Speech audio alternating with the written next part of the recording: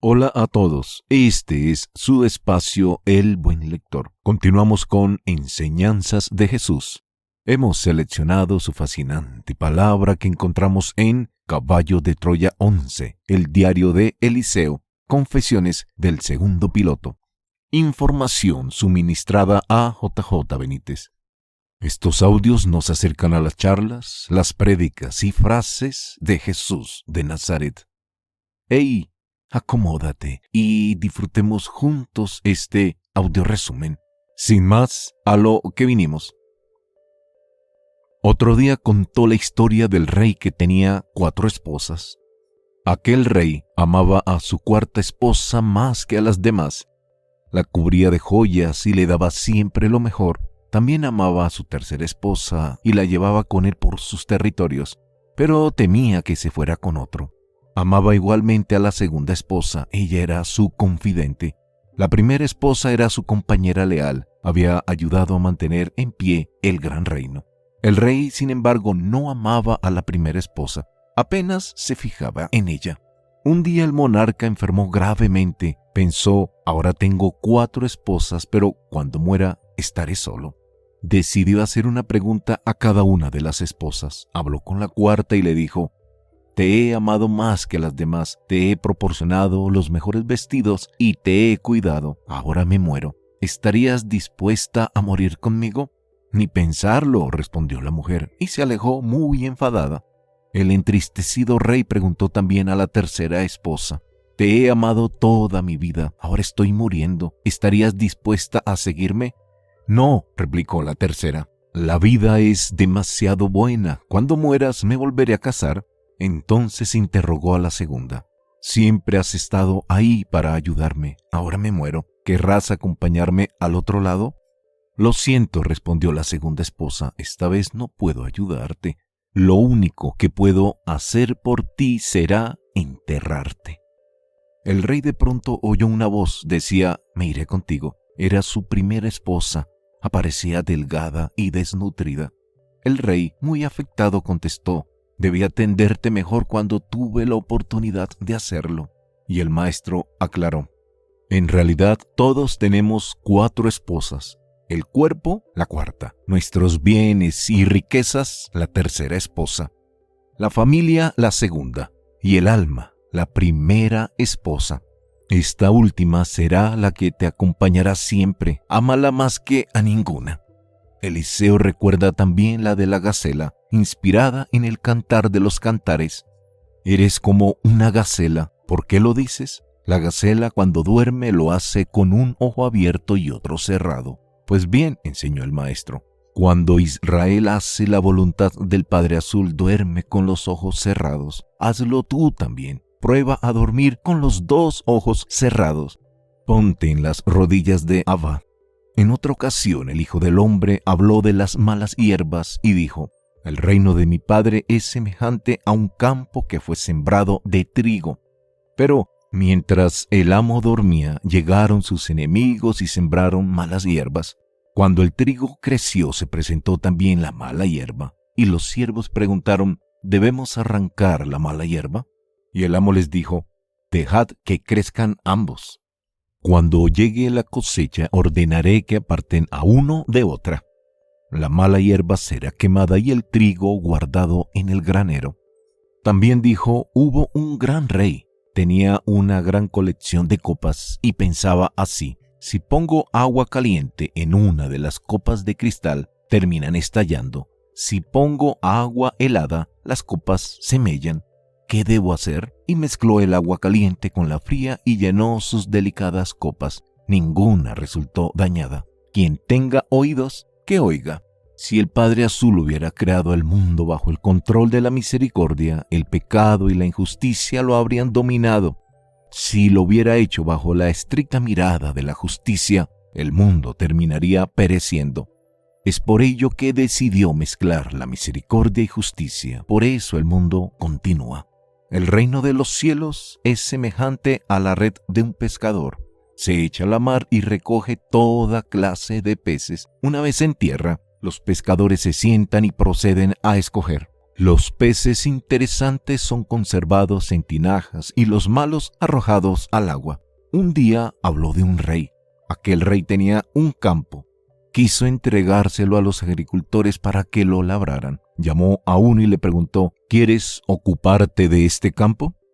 Pero el hombre se negó, argumentando que el trabajo era muy duro. Por allí fueron pasando otros labradores. Todos rehusaron el trabajo y con idénticas palabras. Llamó por último a un quinto campesino y le hizo la misma pregunta. El agricultor respondió que sí, que tomaba el trabajo, recibió el campo, pero no lo labró. Y el rabí preguntó al gentío: ¿qué debería hacer el rey? ¿Debería enojarse contra el quinto labrador o contra los 4 primeros? Después dijo: un rey tenía un jardín y empleó a 2 jardineros. Uno se dedicó a plantar árboles, pero terminaba cortándolos. El otro simplemente descansaba todo el tiempo. ¿Qué debería hacer ese rey? Alguien entre la multitud gritó: castigar al primero, como dice Isaías. Y el maestro replicó: el Padre Azul no castigaría a ninguno de los dos. Dios no está para premiar o castigar, está para algo más importante. El reino de Abba es semejante a un mercader que busca perlas finas y de gran belleza. Y un día encuentra una de enorme valor. ¿Qué hace el mercader? Vende todo lo que tiene y compra la hermosa perla. Otra mañana junto al Yan habló así: un rey tenía un campo, contrató a varios campesinos para que cultivaran el jardín. El rey se escondió para ver cómo trabajaban. Cuando terminó el trabajo, los fue llamando y preguntó: ¿bajo qué árbol trabajaste tú? Y él respondió: bajo este, era un pimiento. Y el rey abonó la paga del campesino, un denario. Llegó el segundo: ¿bajo qué árbol trabajaste tú? Bajo este, era un árbol de flores blancas. El rey abonó un denario y medio. Llegó el siguiente y el rey preguntó lo mismo. El campesino dijo que había trabajado bajo un olivo y recibió 2 denarios. Los campesinos entonces protestaron: ¿por qué no nos dijiste que cada árbol tiene una paga distinta? Y el rey contestó: si lo hubiera dicho, nadie había trabajado. En otra oportunidad, el maestro contó la parábola del tesoro. El reino invisible y alado es como un tesoro enterrado. El campesino que trabaja la tierra da con él y feliz vende cuanto tiene para comprar el terreno y quedarse con el tesoro. Una mañana en el puerto de Naún pronunció las siguientes palabras: érase una vez una zorra. Contemplaba cada día un hermoso huerto repleto de uvas, pero estaba muy gorda y no podía colarse por ningún resquicio de la cerca. Decidió no comer en 3 días con el fin de adelgazar, y así fue.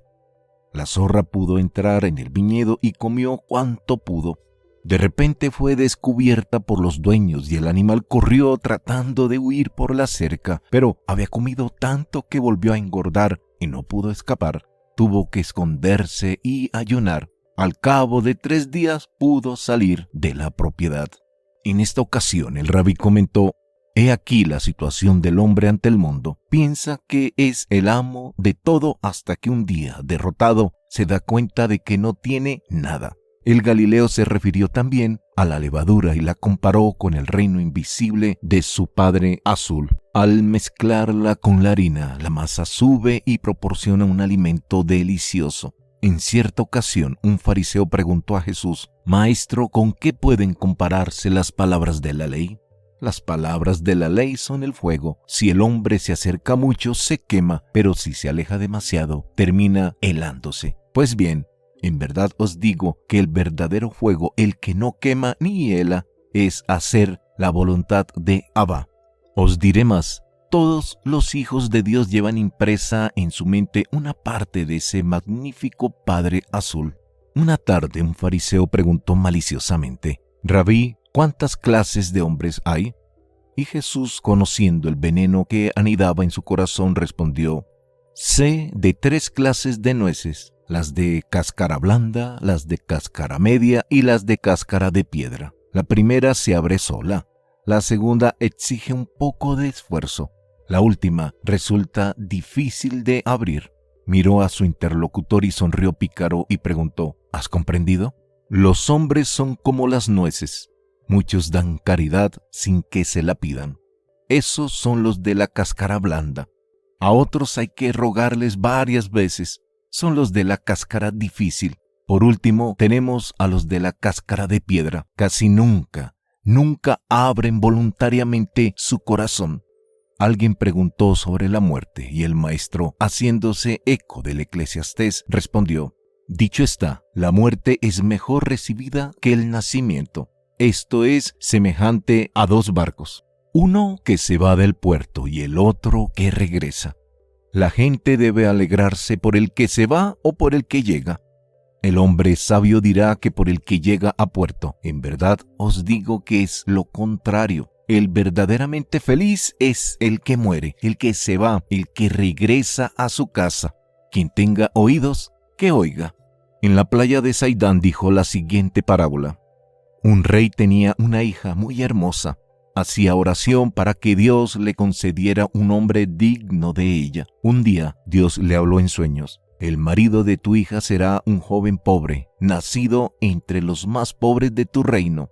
El rey meditó y se dijo: voy a ver si lo que dice Dios es cierto.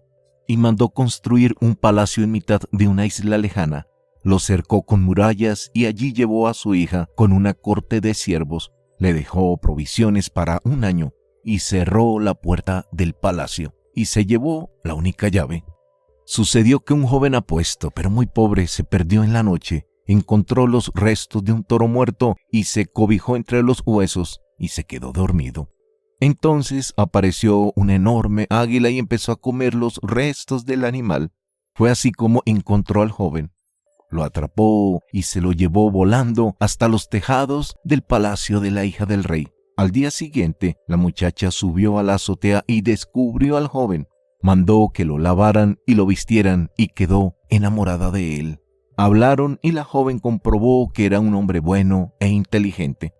Cuando el rey retornó al palacio, comprobó que su hija tenía marido, que era un hombre pobre, tal y como le había anunciado Dios en aquel sueño. El rey entonces dijo: bendito sea el Señor que hace su voluntad. El rabí solicitó: buscad siempre la perla de los sueños. La noticia de la curación de Amós, el esquizofrénico de Gerasa, voló por el lago y alrededores. El miércoles 16 de marzo, año 29, la diminuta aldea era un infierno. No había forma de salir a la calle y llegaron nuevos correos de David Zebedeo. El Sanedrín furioso enviaba más espías, querían pruebas y acusar al carpintero loco. Hacia las 3 de la tarde llegó al caserón un tal Jairo. Jairo era un joven de unos 20 años, alto, mestizo.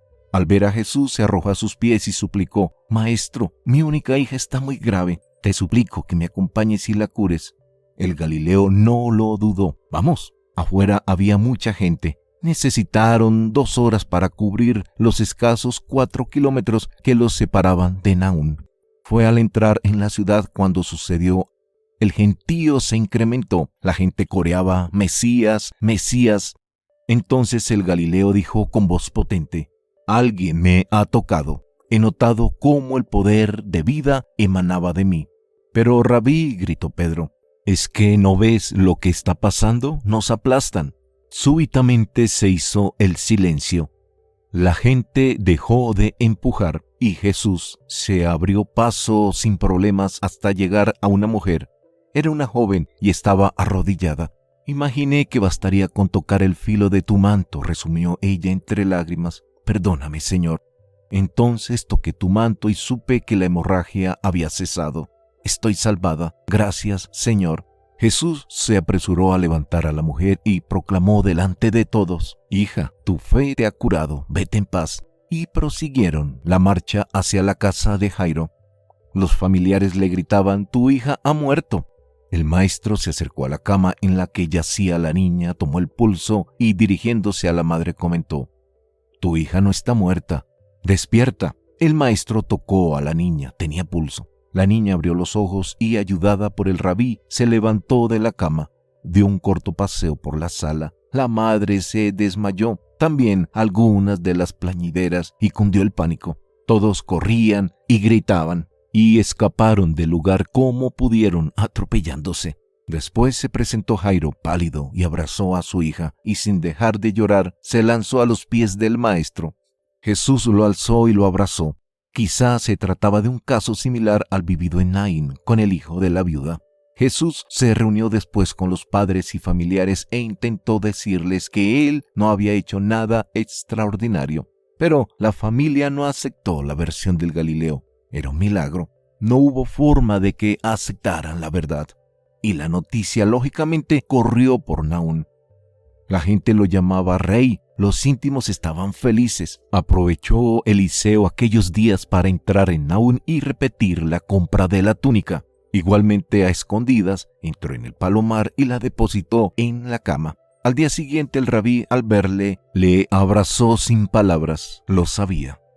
La gente siguió llegando. La situación se hizo insostenible. En la madrugada del 27 de marzo, domingo, Jesús y los suyos debieron de huir. Intentaron una treta con las mujeres evangelistas, pero no dio resultado. La gente los vio embarcar. Al amanecer se dieron cuenta de que había barcos siguiéndolos, unos 50 o 60 lanchas. El maestro adoptó la única postura sensata, dejar que desembarcaran y que lo siguieran. La gente se acercó pidiendo sanación.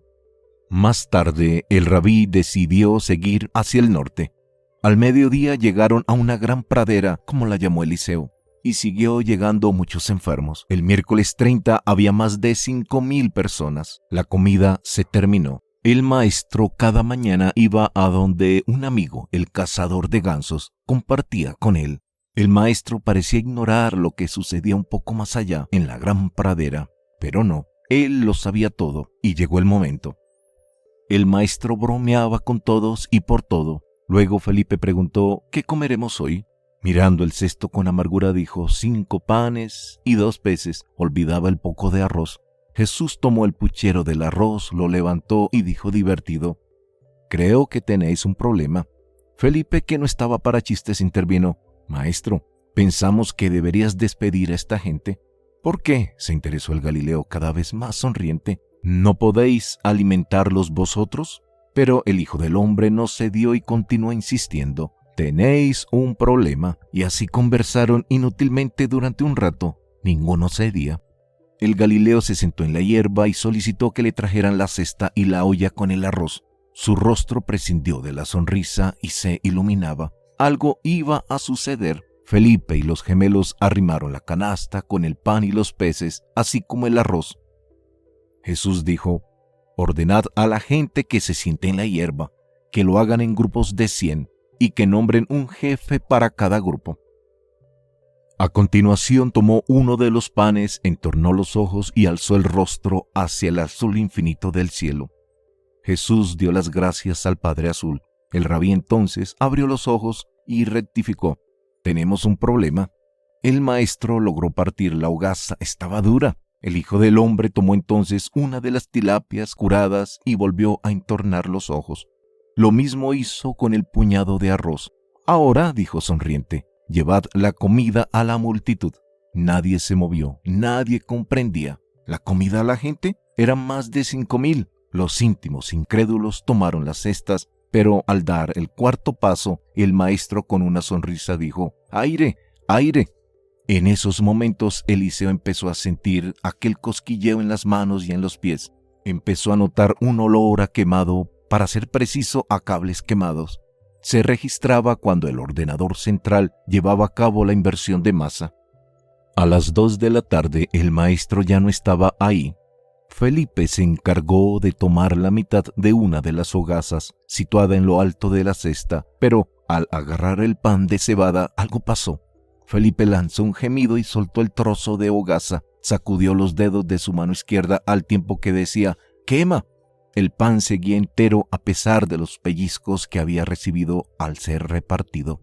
Los íntimos estaban asombrados. Lo mismo sucedió con el pescado, la tilapia. En cuestión de segundos, seguidores y discípulos empezaron a saltar y a gritar. Aquello fue el caos. El reparto se prolongó durante 3 horas. El pan estaba recién horneado. La gente en la noche, al comprobar las 13 canastas con los panes y las tilapias que habían sobrado, se encendió en ellas el entusiasmo.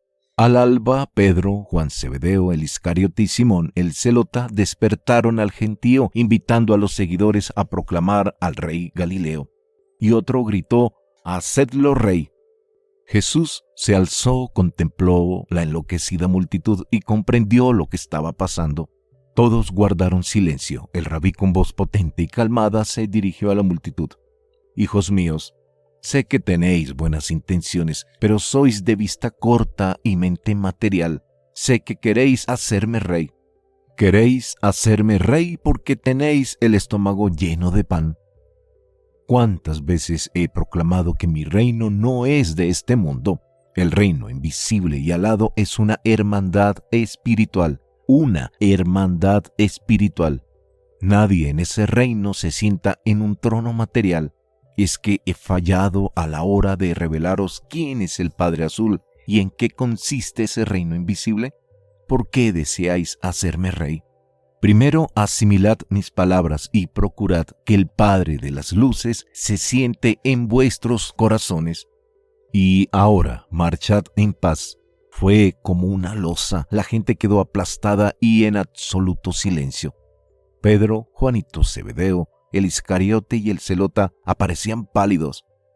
Pedro, sentado en la hierba, lloraba con desconsuelo y repetía: «No entiendo, no entiendo». Más tarde, el maestro le dio la orden a Andrés para que los íntimos regresaran a Saidán. Antes de regresar, repartieron lo de las canastas entre la gente y fieles que los seguían. Los discípulos regresaron en la barca y en silencio. A la madrugada, Pedro se sintió cansado y se acurrucó en la popa. Quedó profundamente dormido. Al poco, agitado estaba y le oían gritar en sueños: «Maestro, sálvanos, sálvanos». En cierto momento, Pedro caminó y cayó al agua.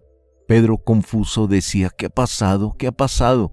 Cuando todos se reunieron, Pedro contó su historia. Tomás soltó una carcajada. Eso que contó Pedro, que el maestro caminó sobre las aguas, había sido un sueño. Pedro sufría de sonambulismo. Juan y Mateo mienten como bellacos y además se contradicen. Juanito asegura en su escrito que el maestro no llegó a subir a la lancha. El otro dice lo contrario. Lucas, que era médico, comprendió que la historieta de Pedro era pura fantasía y no la incluyó en su evangelio. Menos mal. En Saidán aguardaba una mala noticia. Durante la estancia en la gran pradera, Agamán, una de las mujeres que integraban el grupo de 2 evangelistas, falleció en Naún.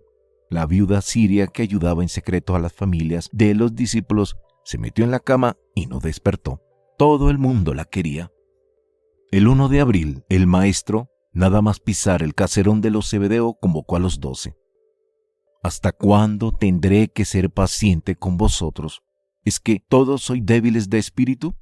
Durante todo este tiempo os he enseñado cuáles son las verdades del reino invisible del Padre Azul. Vosotros, en cambio, os dejáis dominar por objetivos materiales. ¿Es que no habéis aprendido a confiar? Recordad a Moisés cuando dijo: «No temáis, estad firmes, confiad en Abba, echa sobre él tu carga, él es tu refugio». Mejor es confiar en el Altísimo que en los príncipes del mundo. ¿No comprendéis que los milagros no son el camino? Saciamos a la multitud, ¿y de qué sirvió? Eso no los llevó a la sed espiritual. Cuando calmaron el hambre, intentaron proclamarme rey. Sí, pero ¿por qué? Yo os lo diré, se adelantó el Hijo del Hombre, porque es muy fácil comer sin trabajar. Y en eso algunos de vosotros formasteis parte. Esa actitud no ayuda a revelar al Padre Azul. ¿Es que no tenemos suficientes enemigos entre los miembros del Sanedrín para que, además, tengáis que provocar a las autoridades civiles? Fin de la amonestación. Ese mismo 1 de abril, viernes, con el ánimo más templado, el maestro aconsejó a Andrés que lo preparara todo para viajar a Jerusalén. Allí celebrarían la nueva Pascua. Los acompañarían las mujeres. Asistió a una conversación muy oportuna en el jardín de la casa en torno a una fogata. La palabra más repetida fue fracaso. Y María, la de Magdala, preguntó al maestro: «Rabí, ¿por qué todo el mundo persigue el éxito?» Pedro y Juanito Zebedeo la asesinaron con la mirada, porque desconocen el verdadero, el auténtico sentido de la vida. Y me preguntaréis, ¿cuál es el sentido de la vida? Bartolomé volvió a interrumpir. Maestro, por favor, empecemos por el principio. ¿Qué es el éxito? Y Pedro soltó una gran voz. Mi éxito ha sido conocerte, maestro. Todos aplaudieron. Pedro se puso en pie y correspondió con una enorme reverencia. Todos empezaron a hablar qué es el éxito para ellos. Jesús miró a la de Magdala y reforzó lo dicho por ella. El éxito es un malentendido. El hombre lo persigue sin saber que ya ha triunfado desde el instante en que el Padre Azul se acomoda en su mente. Ya has triunfado. Rabí, intervino de nuevo la de Magdala. ¿Cuál es el mejor consejo para alcanzar el éxito interior? El Galileo sonrió y proclamó rotundo: dudar. El 6 de abril, miércoles, divisaron Betania, la aldea en la que vivían Lázaro y sus hermanas. Los recibieron con los brazos abiertos y lágrimas.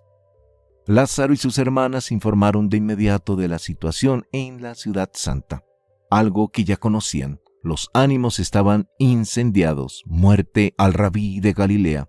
Ese era el sentir de las castas sacerdotales. Decían que los prodigios eran obra de Satanás.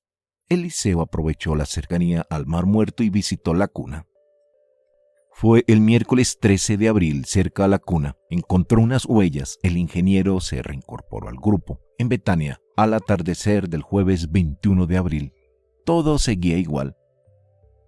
Al día siguiente, viernes, el maestro recibió la visita en la hacienda de dos viejos amigos, Nicodemo y José de Arimatea. Ambos se presentaron preocupados y confirmaron lo que ya se sabía.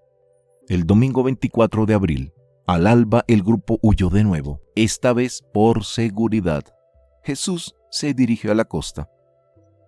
El 29 de abril, viernes, divisaron Naún. Nada más entrar en Naún, Jesús de Nazaret rogó al jefe de sus discípulos que se presentara en la sinagoga y solicitara autorización para hablar en ella al día siguiente, sábado. Andrés cumplió y consiguió el permiso. Se lo proporcionó Jairo, el padre de la niña supuestamente resucitada. El maestro estaba algo triste. Ya el sábado, Eliseo vio a la madre del Galileo. Había fariseos, saduceos, jefes de la sinagoga. También asistieron varios consejeros del tetrarca Herodes Antipas. Jairo presidía. Prendieron las mechas de incienso. Hubo cuchicheos cuando el maestro, con paso solemne, se dirigió hacia el estrado en el que fue colocada la Megdal, una pequeña mesa sobre la que depositaban los rollos de la ley. Vestía la túnica blanca. El día anterior, los fariseos y saduceos habían tratado de convencer a Jairo para que prohibiera el discurso de Jesús en la sinagoga, pero el funcionario se mantuvo firme. Luego Tarfón alzó el rollo por encima de su cabeza y se dirigió hacia la asamblea. El maestro se acercó a la mesa y comprobó que el texto señalado por el dedo índice izquierdo de Tarfón era correcto. Después paseó la mirada sobre la concurrencia y dejó rodar un silencio. Empezó a leer. Mejor dicho, empezó a cantar. La voz cálida y profunda del Hijo del Hombre se derramó e inundó los corazones. Jesús cantó parte del capítulo 28 del Deuteronomio. En esos versículos 15 al 68, el libro anuncia la destrucción de Jerusalén por el general romano Tito, año 70 de nuestra era. El maestro continuó con los profetas y llegó a Jeremías. Si no atendéis las palabras de mis siervos, los profetas, yo os maldeciré. Mas sabed que si me matáis, sangre inocente echaréis sobre vosotros y sobre este pueblo, porque en verdad el Señor me envió para que dijese todas estas palabras en vuestros oídos. Las palabras de Jeremías resultaron proféticas y el maestro las cantó con especial énfasis. Él sabía. Luego vino las palabras o ideas del predicador y empezó a hablar con decisión. Habéis escuchado lo que le hicieron a Jeremías. Lo ataron con sogas y lo encerraron en un calabozo, con barro hasta las axilas. Hoy deseo preguntaros, ¿qué harán las castas sacerdotales y los líderes religiosos de este pueblo con aquel que se atreve a advertirles de su ruina espiritual? ¿Queréis también condenar a muerte al maestro que se atreve a proclamar la palabra del Padre Azul? ¿Qué es lo que buscáis como prueba de mi misión en la tierra? He dedicado mi trabajo a los pobres. Nunca me metí con vuestro poder y vuestras influencias. Me he limitado a proclamar la buena nueva. Estoy aquí en el mundo para revelar a mi Padre y establecer la hermandad espiritual entre los hombres, los hijos de Dios. Algunos estallaron: ¡blasfemo, blasfemo! Jesús siguió: muchas veces os he recordado que mi reino no es de este mundo. Mi Padre, sin embargo, os ha concedido toda suerte de portentos materiales. ¿Qué más queréis? ¿Qué nuevo signo buscáis? En verdad os digo, y señaló a los que ocupaban las primeras filas, que ha llegado el momento de elegir, y os digo como Josué: elige a quién servirás. En verdad os digo que los que contemplaron la multiplicación de los panes y los peces no buscan llenar su alma, solo perseguían llenar el estómago con pan fácil. Pero yo os declaro que esta no es la misión del Hijo del Hombre. He venido para proclamar la libertad espiritual y enseñar la vida eterna. Estoy aquí para refrescaros la memoria. Sois hijos del Padre Azul, sois eternos. Hagáis lo que hagáis y digáis lo que digáis. Blasfemo, ¿quién eres tú para hablar así?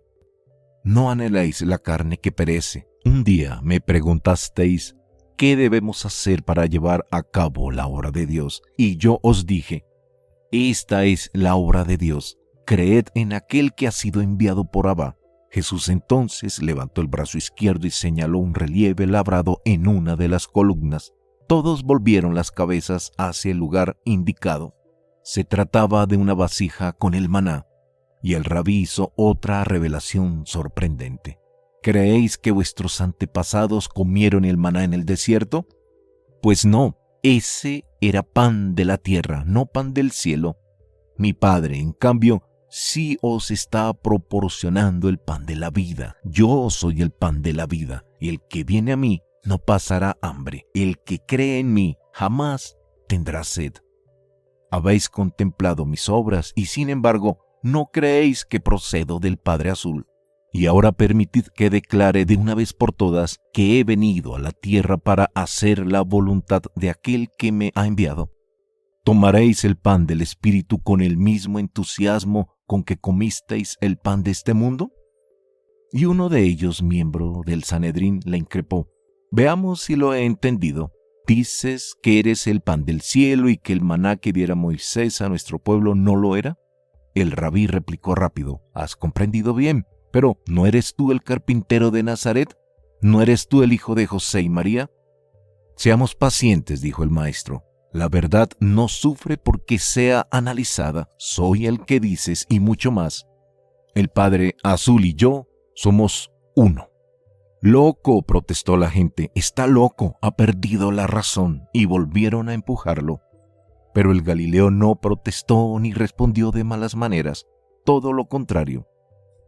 Yo soy el pan de la vida. Vuestros padres comieron el maná y están muertos, pero yo os garantizo que si coméis el pan que baja del cielo, jamás moriréis. Yo soy ese pan de la vida, este pan viviente que os entrego en mi propia naturaleza. Seguían sin comprender y continuaron con sus gritos y maldiciones. Hijo de Belcebú, sal de esta casa santa. Uno de ellos habló así: ¿cómo puedes darnos tu carne para comer y tu sangre para beber? No he dicho que mi carne sea el pan de la vida o que mi sangre sea el agua viva. No habéis entendido, pero sí os digo que mi vida en la carne es un don del cielo. No podéis comer mi carne ni beber mi sangre, pero en espíritu sí podéis ser uno conmigo, como yo lo soy con Abba. Podéis alimentaros con la palabra de Dios. Ese es el pan de la vida. El Padre me ha enviado al mundo para que sepáis que Él habita en vosotros, en vuestras mentes, y que os acompañará siempre. He vivido esta vida en la carne para animaros a conocer al Padre Azul y sobre todo para que os entreguéis a su voluntad. Y otro de los fariseos clamó: Ni tú ni tus discípulos os laváis las manos antes de comer. ¿Es que no sabéis que eso significa una transgresión de las sagradas leyes de Moisés? Todos estuvieron de acuerdo y pidieron una respuesta. Hipócritas, replicó el Hijo del Hombre, olvidáis los mandamientos y os aferráis a las tradiciones oxidadas. Olvidáis honrar al padre y a la madre, pero exigís que se cumpla el sábado. Olvidáis la caridad, pero prohibís que la gente acuda al baño en el sábado. Olvidáis que el robo es un delito, pero prohibís matar piojos en el sábado. Levantáis falsos testimonios, pero solo os preocupa no comer junto a una menstruante en el sábado. Cometéis adulterio, pero prohibís freír carne, cebollas o huevos en el sábado. Derramáis la sangre de vuestros hermanos, pero solo os preocupa no transportar una lámpara vieja en sábado. Hipócritas. Los fariseos y notables quedaron mudos. Aquel hombre sabía de qué hablaba. Las absurdas y ridículas disposiciones establecidas para el sábado ascendían a 139. El maestro aprovechó aquellos instantes de confusión y declaró: Prestad atención, no es lo que entra por la boca lo que ensucia el alma del hombre, es lo que sale de ella y del corazón lo que verdaderamente la embarra. Y Pedro, que se hallaba cerca, preguntó: Maestro, ¿puedes explicarnos el significado de esas palabras? ¿Tú también eres duro de mollera? Presta atención.